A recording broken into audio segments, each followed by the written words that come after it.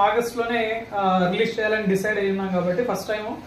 So అందుకని జూలైలో ఉండే అంశాలను కూడా నేను ఇందులో మీకు యాడ్ చేయడం జరిగింది. సో జూలైలో జరిగినటువంటి ముఖ్యమైనటువంటి అంశాలు ఏవైతే ఉన్నాయో వాటిని కూడా అడిషనల్ గా ఇక్కడ యాడ్ చేయడం జరిగింది. సో ఇక్కడ వాటికి కూడా క్వశ్చన్స్ అండ్ కీ అనేది కూడా సపరేట్ గా అప్డేట్ చేయడం జరిగింది. దానికి సపరేట్ గా కీ అయితే అప్డేట్ చేస్తాము.